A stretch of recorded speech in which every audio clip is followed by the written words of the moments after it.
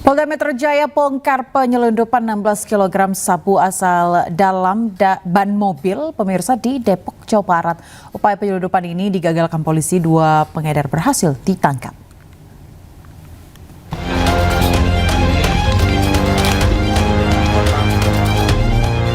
Pengungkapan penyelundupan sabu modus ban mobil berawal dari penangkapan 2 pengedar di Jalan Cinangkaraya, Bojongsari, Depok.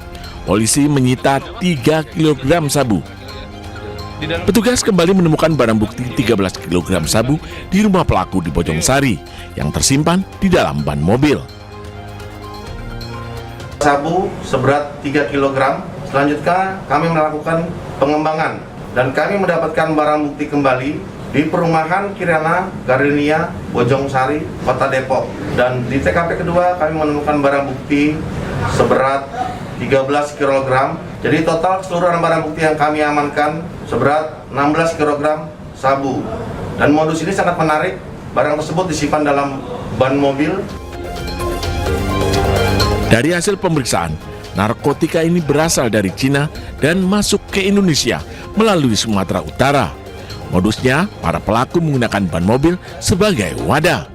Kemudian mobil dinaikkan ke atas truk derek sebagai kamuflase dalam proses pengiriman. Kini kedua pelaku beserta barang bukti dibawa ke Polda Metro Jaya. Dari Jakarta, Rizky Falufi, iNews melaporkan. Ada kembali di iNews yang bersama saya Yanufus. Pemirsa, siswa-siswi SMA Negeri 1 Pontianak peserta cerdas cermat 4 pilar MPR bertemu Wakil Presiden Gibran Rakabuming Raka di Istana Wakil Presiden. Dalam pertemuan tersebut, Gibran memberikan motivasi kepada para siswa untuk terus belajar dan berprestasi. 10 peserta lomba cerdas cermat 4 pilar MPR dari SMA Negeri 1 Pontianak diundang ke Istana Wakil Presiden. Para siswa menyampaikan rasa terima kasih kepada Wakil Presiden atas kesempatan bertemu di Jakarta. Wakil Presiden Gibran memberikan motivasi untuk terus belajar dan berprestasi serta mengembangkan kemampuan berbicara di depan umum. Boleh kesini kakak-kakak dikit, kita minta itunya. Oke ya, siang semuanya. Saya dan tim saya sangat senang karena diundang oleh Wakil Presiden Indonesia.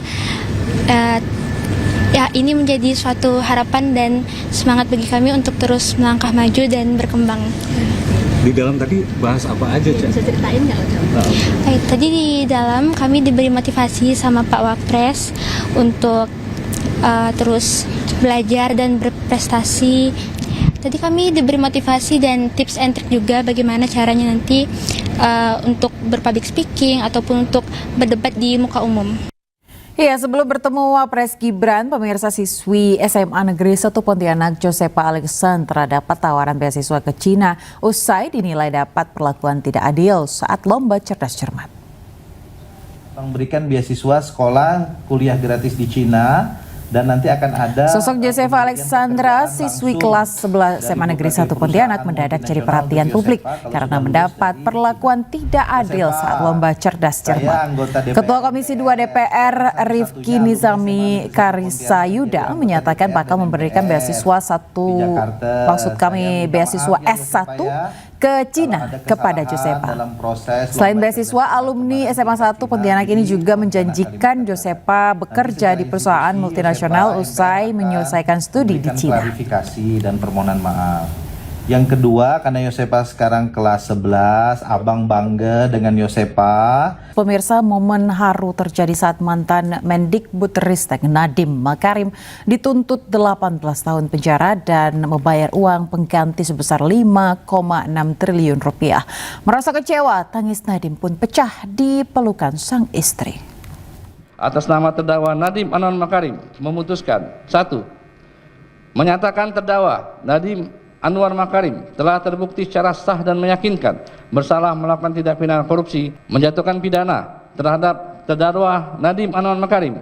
Oleh karena itu dengan pidana penjara selama 18 tahun dikurangi selama terdakwa berada dalam tahanan sementara dengan perintah terdakwa segera ditahan di rumah tahanan negara.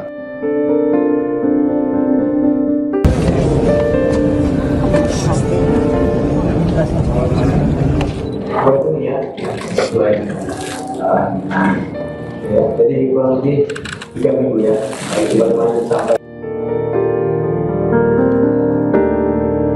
Franka Franklin Makarim, istri mantan Mendikbudristek Nadiem Makarim, menahan tangis begitu mendengar tuntutan jaksa 18 tahun penjara.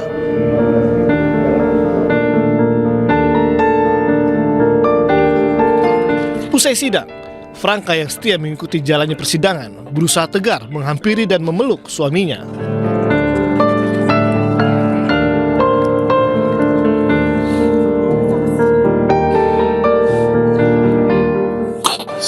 Posisi depan aja bang, jangan dorong-dorong di sini bang. They have to do the same thing.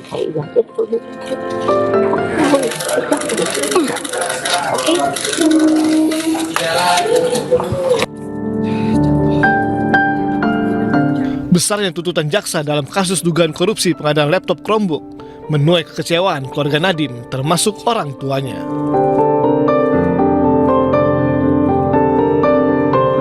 Momen haru juga terjadi saat Nadiem memeluk dan merangkul sejumlah pengemudi ojek online yang memberi dukungan kepadanya. Pintu.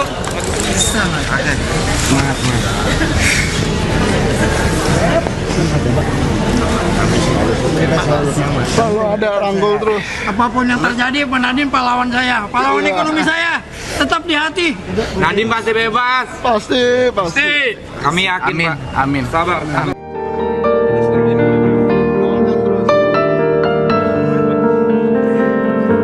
Saya kecewa, keluarga saya sangat terpukul dengan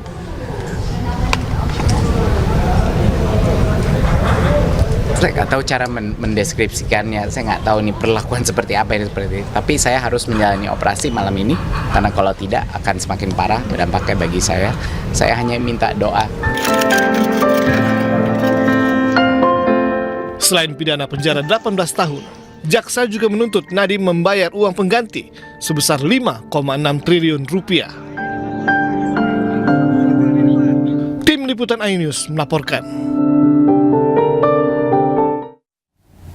Sementara itu pemirsa, jaksa menuntut 18 tahun penjara hingga bayar uang pengganti 5,6 triliun rupiah lantaran Nadiem Makarim dinilai berbelit-belit saat sidang.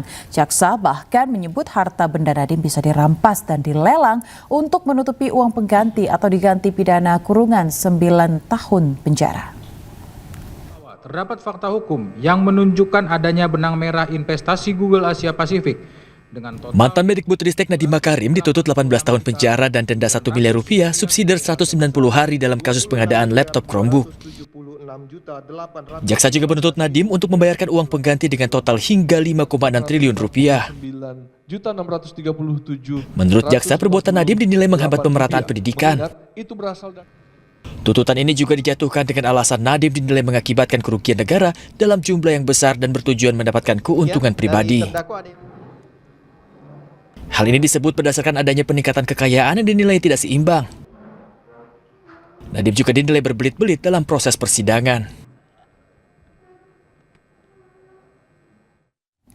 Menanggapi tuntutan jaksa, pemirsa, selain kecewa, Nadiem Makarim juga merasa janggal. Ia menilai tuntutan jaksa terhadap dirinya lebih berat daripada pembunuh maupun teroris.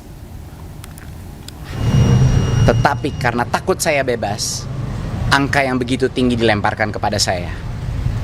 Dan yang lebih menyakiti hati saya, dan ini hal yang saya tidak mengerti karena saya sudah mengabdikan diri saya 9-10 tahun kepada negara ini, bahwa ada uang pengganti. Jadi tidak cukup saya dimasukkan ke penjara. Mereka menggunakan uang pengganti sebesar 4 triliun plus 809 miliar, jadi totalnya itu 5 triliun.